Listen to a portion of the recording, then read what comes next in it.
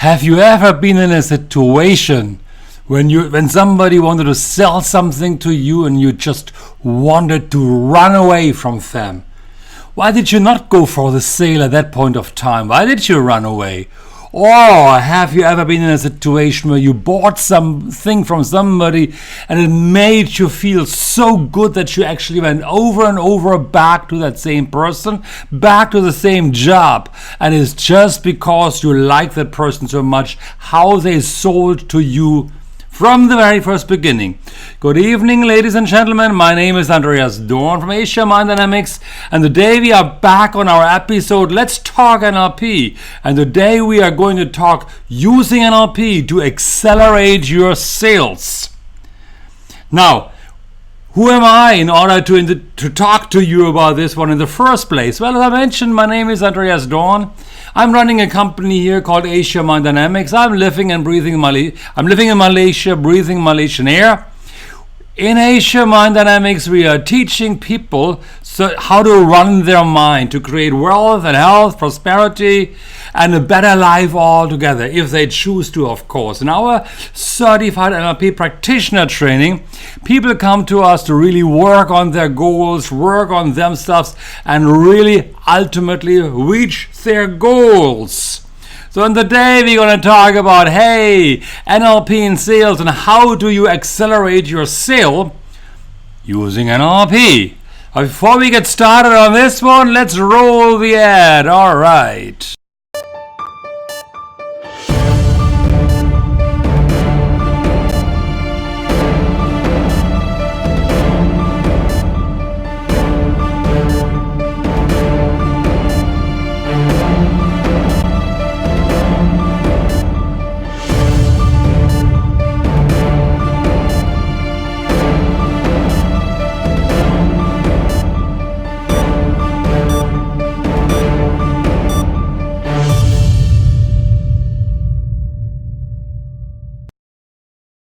And since so many people are here already, let me do a quick early shout out to you. Hello Sue, hello Alex, and hello Alex. We got two Alexes tonight already. One female, one male, and I don't know who the fourth person is who are listening in already, but exactly you do what exactly you're supposed to do. Say hello while you're joining the session so I can give you a shout out, say hello to you as well. So I don't know who's here. It's always good to know that.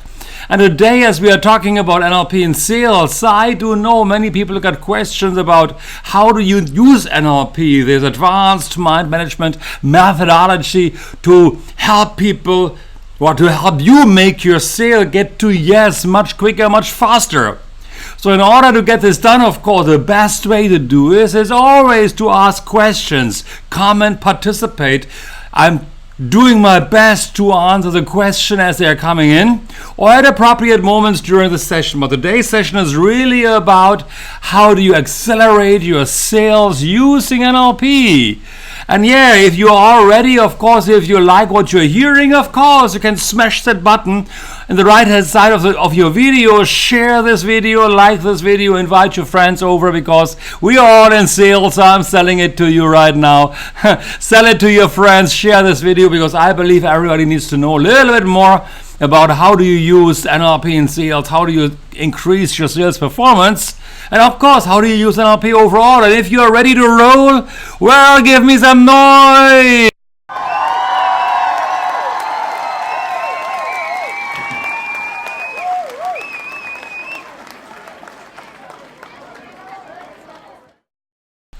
Okay, let's get started on this one. Let's just talk about selling in general. And I think I have to divide sales in a couple of sequences overall, of course, because hey, Nixon is also here.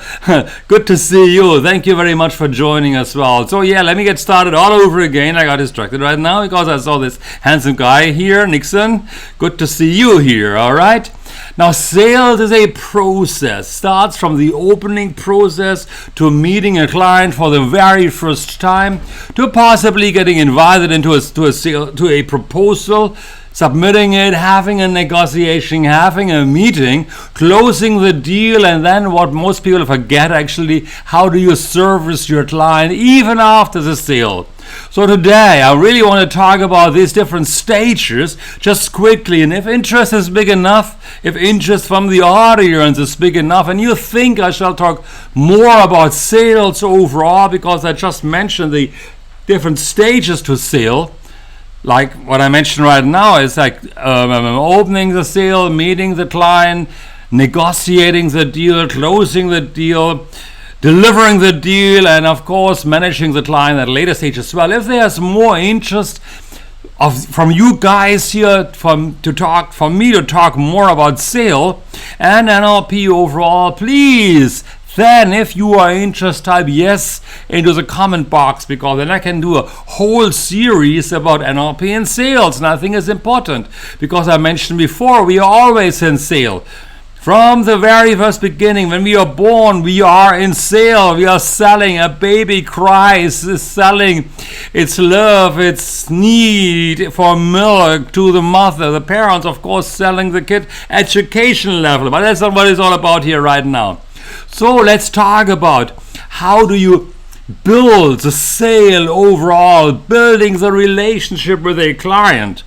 And that presupposes already here right now that you are meeting the client already, that you are meeting the client, as you can see in the graphic here on your screen. So what does it mean? Most people actually say first impressions count, and I have to agree with that one. First impressions count. And most people, thanks Alex for saying the yes part here, most people believe first impressions, and if you go Googling, you'll find out, of course, people say first impressions, it takes 7 seconds to make a first impression, 30 seconds, a minute, 2 minutes, however long it will take. Let me tell you, people, it is much shorter than that. It is much shorter than that. We are, and think about your own situation here right now. When you are meeting people, what do you really do? You're meeting a person for the very first time, even before you open your mouth, even before you shake hands, even before you do anything with that person. You are seeing the person instantly. You're forming a first impression. Don't we all judge a person instantly? We do that, right? We judge a person instantly. We believe, hey, let's talk to them, and immediately we have a perception in our mind. Yay, we are judging them, and we are forming our first impression overall.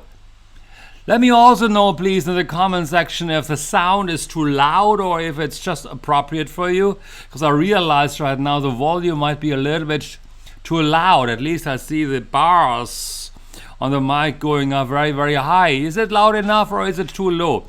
Or am I too loud? Please let me know as well by typing in too loud or too low. Okay, so we are forming a first impression instantly. On another topic we can talk about, hey, when we are forming a first impression instantly about somebody and we don't even know the person, who do we actually judge? Actually, just joke aside, actually we are judging ourselves instantly as well by forming a first impression. But hey, that's necessarily a different topic here altogether. So if you see somebody for the very first time, we are instantly judging that person.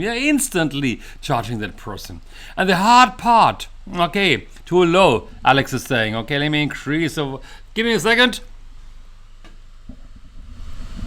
Okay, maybe it's louder now.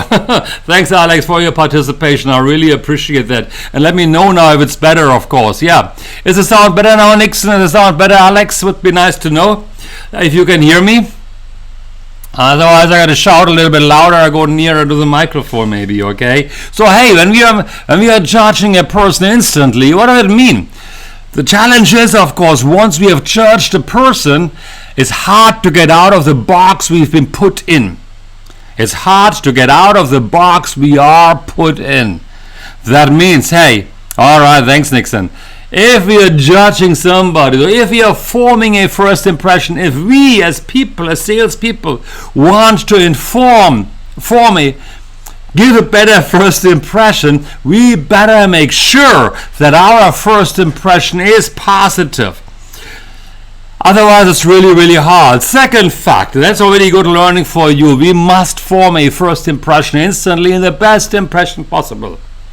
Secondly, what is important as well, and I found a couple of statistics, and what I thought as well very important is that sales most often happens after the fifth follow-up.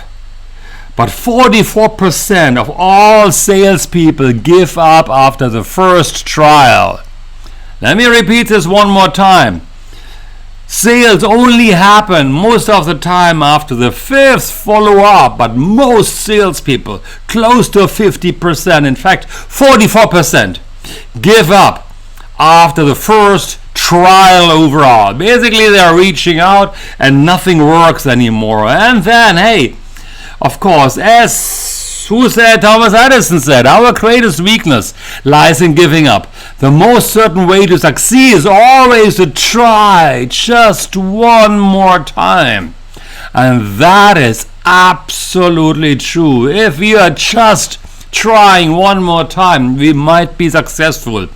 And if most people give up, 1 out of 2, is the math correct here? 1 out of 2 gives up after the first try.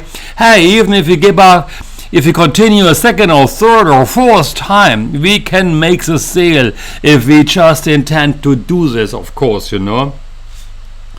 Now we are meeting the client. We are in a discussion with the client. They have invited us over. And here now, of course, NLP comes into place, of course, from the very first beginning, building the relationship. How do you build a relationship? Oh, I forgot something to say. Of course, you do know, of course, we are matching and mirroring a person, but there's so much more in building the relationship first, of course. Oh, here actually was more to say that, okay?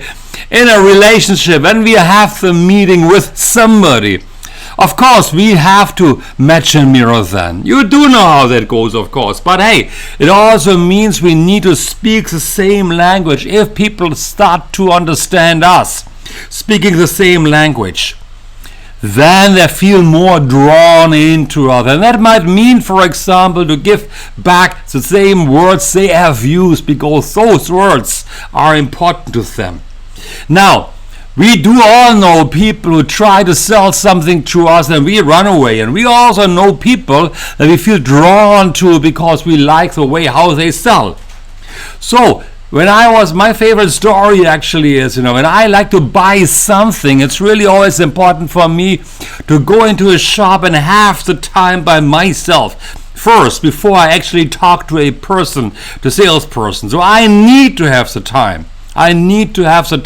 If somebody doesn't give me the time, I walk away. I say like, thank you very much, just looking, and off I go, and gone I am. And maybe another time I sneak in again, hoping I'm alone. That's how I got all my Apple products. I needed to play it out first. And when somebody comes to me and says to me immediately, hey, what's your best price? Give me the best price. Wants to start a negotiation way before I'm ready. I walk away. I don't want to discuss about price before I'm not ready mentally actually to buy the product. And before I buy the product, my strategy really is, and I'm very open here, I'm looking at the product, I feel it out, I play around with it, I feel good about it, and I need to walk away. That is my strategy. I need to walk away for a little while. And this little while can be just about a minute or 2 minutes. It can be a little bit longer. But hey, if I felt respected by the salesperson, I for sure many times ask for their name, and I go back if I can to the same person and buy from them over and over again. That's my sales strategy. That's how I buy my products. A salesperson who identifies my strategy, is nice and friendly and polite and respects my thinking, has got my business. So that is my challenge, because most people want to sell the way they like to be sold. That means we have a one-dimensional thinking inside of us. We have no flexibility, and that is so incredibly crucial that we are really able to be flexible in our dealing with a customer. In NLP, we are saying we got to speak different languages. And of course, hey, most people at least at the practitioner level. They do know visual, auditory, kinesthetic and all of that. But hey, if you ever go to master practitioner class, you do know the most unconscious filters, how people choose. Do they go via procedures? Do they want to see options? Do they want to see the same stuff over and over and over again? Or do they look for differences in their products overall? That's very important. Do people move away from a problem, or they move toward something they want to achieve with this product? Once you know how people speak, and once you know the language to speak appropriately, you can entice that person to say yes to your product and to your service much easier. Even, where is he? Brian Tracy. I don't have Brian Tracy here right now. He said, not yet on this level, okay? So the most important part in a conversation, in a meeting, of course, is making the other person feel welcome. Makes the other person like you via matching and mirroring back their behavior. So they look at you. People like people who are like them. Establish the commonalities. Find out what somebody likes. And of course, in the physiology, how do you match and mirror a person's physiological movements? Subtly. Many NLPers do it way too open. Not like that, okay? If you match and mirror too open, you break the rapport. If somebody picks up that you are matching and mirroring them, whoa, you break rapport very quickly. No sale done. Alright? But if you are flexible enough in the meeting and you are understanding your customer's language, if they understand my language, I feel familiar. I want to be sold by somebody who is exploring their needs with me, asking tons of questions.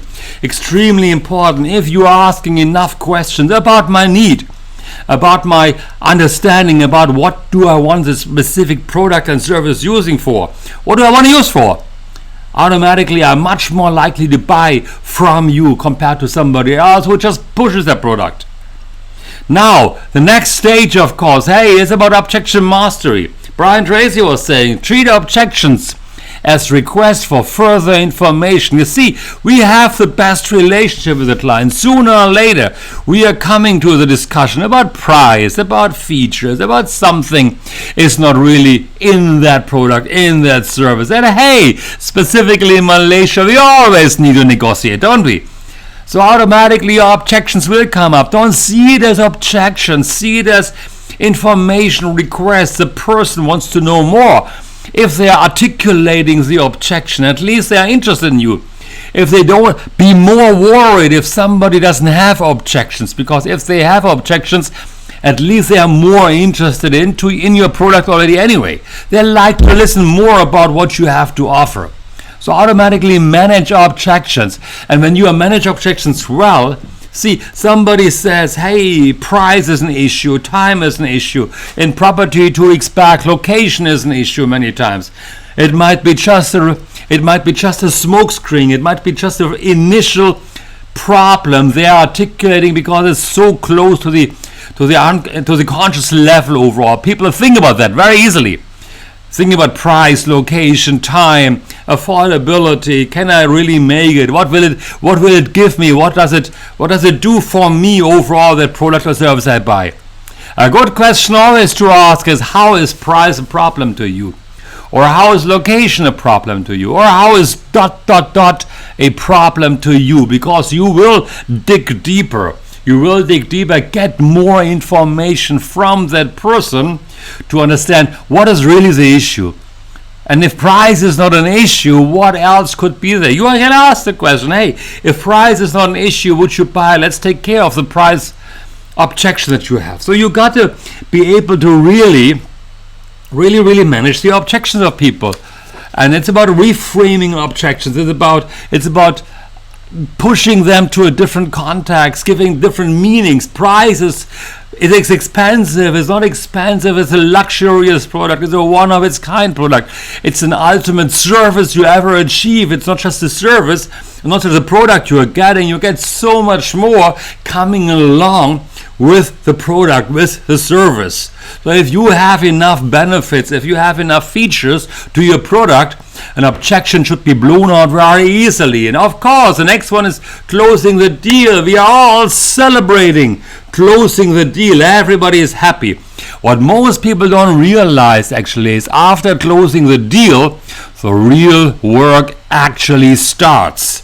Guys, do you have any question so far? Please let me know, because so far I'm scratching a little bit on the surface level. If you got more questions, I'm more than happy to answer more questions for you. Let's celebrate, okay? I have a couple of people here on the call. It would be really great if you formulate your questions so I can dig a little bit deeper into my own knowledge to give you more information about selling, all right? And if you like what you're hearing, well, you know what to do, okay? The objections, we have closed the deal. Of course we are celebrating, but then the dating actually starts with the client, because the most important part then along that line is after the sale has been done, you have to take care of your customer. You have to take care of your client. Otherwise, your competitor will take care of it. Bob Hoy was saying that. As an American speaker, and he's very true in saying that, okay? You got to service this client. Specifically when the sale has been done, product delivered, service completed, everything done, you better take care of your client, because you have to build a relationship. It's so much easier. Now you are sitting there like, deal done. Yay, I cashed in. Let's move on to the next one. It's rubbish. Sorry to say that. You got to take care of your clients, because, hey, you sold them once. If you have not messed up totally, in that case, of course, you better move on very quickly. But if you have done something well, the client loves you. You better deal with them, because they love you now and you can deal with them easily. You know, the doors are open. Build a network within the company, because the person you dealt with at that point of time might leave on to somebody else, might move on to somewhere else. So you better move into the organization and get to know as many people as you can, because anybody else can be the person you want to speak to when your initial contact point has disappeared. So if you are knowing only one person in an organization, your network is very weak. If you know many more people in the organization, that person moves on, you have a chance to continue. And of course, the more you know about that different people, the better for you. Because, hey, you can send birthday cards, you can send seasons greetings, Christmas greetings, from Malaysia here, Hari Raya greetings, Chinese New Year greetings. You can stay connected. You can have the dinner or the lunch with that person. You can just pop in and say hello. You build a relationship, because most people don't do this. It's just like dating at a much higher level. Or maybe let's say like this, you know, initially you were dating until service delivery. Service delivery is your marriage. After the service delivery is your marriage contract, okay? Now you got to deal in the marriage. You got to deliver and bring the relationship to the next level higher up. So Nixon is asking right now, follow up 5 times. Can we replace this with automatically email marketing instead of different pre-framing messages? Yes, you can do that with email marketing, of course, automatically. However, the email marketing is not necessarily maintaining the relationship. Even the sale, automatically a sales message to a customer is not necessarily creating the sale, because it's not customized to the client's values, to the client's belief system overall. And it's about building the relationship, building the trust, speaking their language, Nixon. Let me put this up here right now, okay? Speaking their language is a very important piece, because, hey, if you do speak their language, they feel understood. But a sales message, automated sales message, is not tailor-made to the customer, to the client. It's a general message you're sending to everybody else as well. It might fit sometimes, it will not fit all the time. You might actually lose the customer if they realize that your message is automated and goes out to everybody else. You might lose a customer because, hey, you built the relationship already. You wanted to have the deal, right? So you want to take care of the client. You want to get to know them. Don't think about shortening the sales, your workload before, but about building the relationship. What's in it for you? What is in it for the customer ultimately in the end of the day as well? So again, a sales message might be useful, but only if you have cold traffic, for example, to your website. Then an automated email marketing system or messages can be useful. But once you got a customer, you got to segment your list. You got to segment your customers, or if it's an offline customer, you got to take care of them, getting to know them, call them up personally to get to know them as well. I hope that helped you. And the more expensive you are, the more expensive, I give you one more nugget, dear Nixon, the more expensive your service perceived in the client's eyes, the more expensive your service is in the mind of the client, the more you need to have the personal relationship. Do you understand that? And I think it's a very important point of view. You're not buying a 4, 5, 6, 7,000 ringgit or US dollar product via an automated mail that comes up there. You want to have the connection with that person. And in online marketing, it might be the webinar. In offline marketing, it might be the dinner or the lunch or the meeting you have with the client overall. So here we talked right now about the maintaining the relationship. What are the mistakes made by normal salespeople? Would you like to know? What are the mistakes most people do when they are in sales? Well, first of all, indicated earlier. Thanks, Nixon. Okay, I know you get that. Lack of flexibility. We believe every customer is the same. So we oftentimes have the same script that we are sending out to the same customer. It's always about trying at least the best way possible to get to know them as much as possible. Many times when we are finally meeting the customer, we are too often in our own head. We are thinking about our own service instead of exploring the client's needs. Because, hey, we can always, if we are too much in our own head, we don't get what they are saying actually. We are thinking more about how can we push our product. Pushing sales is over. We got to create value. We got to give value to the customer, to the client. And in order to give value, we need to understand them. That means we got to be out of our own head and listening to the client, pick it up. Sensory acuity, if you know NLP, of course, you got to watch them. You got to pick up that little micro messages that come over from them to you. Are they with you? And you can only pick that up if you're out of your head and you're really listening to them overall. The next one, memorize scripts. Oh man, yay, that's a good one overall. I do know it's a bit heavy what I'm saying right now, but some people memorize scripts, especially if you're calling them up, especially if you're trying to learn Objection Mastery. Many people memorize scripts and they are hoping that these memorized scripts will just simply work. It might work some of the time, but many times it might not work because people are different. So you gotta have different scripts, different patterns, not scripts, different pattern. But mainly, hey, sometimes it's okay to forget your scripts and be with your client. Passion about you, about your product wins over any memorized script. Now, ultimately, the keyword really is memorized. If your script is so deeply inside your neurology and it comes out natural, like you're talking like this every single day, and for the client it's a naturally sounding statement, that's fine. But if they pick up that it's somewhat memorized, somewhat coming from a book, somewhat meant to deal with your objection, you might actually break rapport. Happens to me many times when I speak to people on the phone. They call me up trying to sell something to me. I realize they are trying to sell something to me, following a script, sometimes even reading the script. Once I pick that up, my game starts. Okay, then I play with them. I use NLP language patterns on them, with them. But hey, the sale is over and done with because I don't want to be sold by somebody who's just using scripts overall. The last one, put others into boxes. Yay, that's also very common. I do know we are doing a lot of NLP here in Malaysia, many NLP practitioners. But hey, don't put people into boxes. Don't tell people you're always a visual person.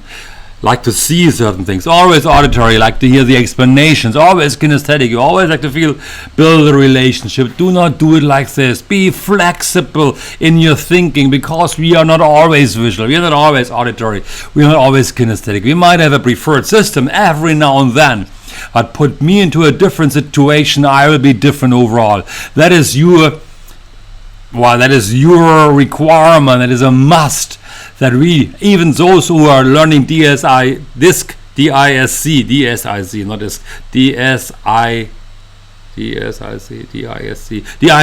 or MBTI, do not put people into boxes. Hey, Purnima, good to see you as well. So do not put people into boxes. Again, be flexible, because if you don't get what you want from somebody, it simply means you have put them in a box. As easy as that. It's about your flexibility then, that you are able to move around in your conversation with the client, that you are able to speak different language patterns, that you are asking more questions. As easy as that, okay? But if you put people in the boxes, if you memorize scripts, if you're too much in your own head, if you are lack of flexibility, your sale is done. You won't get it, okay? So be flexible with your client. Be with your client. Watch them. Listen to their tonality. Do not memorize scripts. Yeah, it's good to know some language patterns. NLP, we call it Milton model pattern for those of you who learn NLP. But it's more important that you're flexible in your communication style, more interested in the client's need. And do not put them into a box. Do not believe they're always like this. If somebody doesn't want to buy from you, they might just have a bad day. And then the next day you just come back, or the next week you call them up. Try it again, over and over and over again, many times. Sooner or later, as I mentioned earlier, follow up many times. Sooner or later, you might actually get the deal.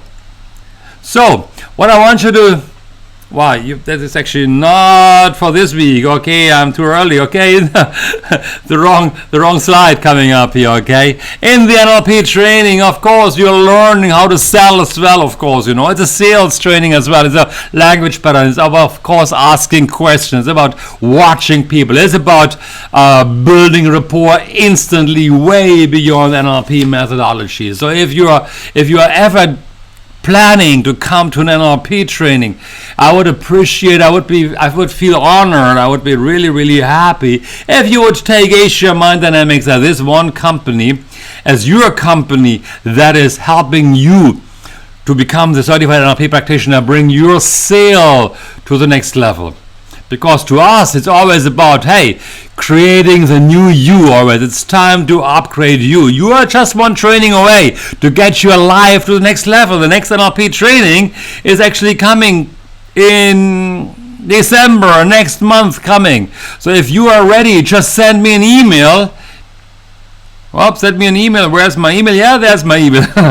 There's my email address. So if you are ready for a new year, 2020, a new decade coming up, 2020 to 2029, a new decade. If you want to have a new life, a new goal, you want to be able to manage your mind, bring your life to the next level, please give us a call. Send me an email. I'm more than happy to have a meeting with you easily and effortlessly to help to understand your needs.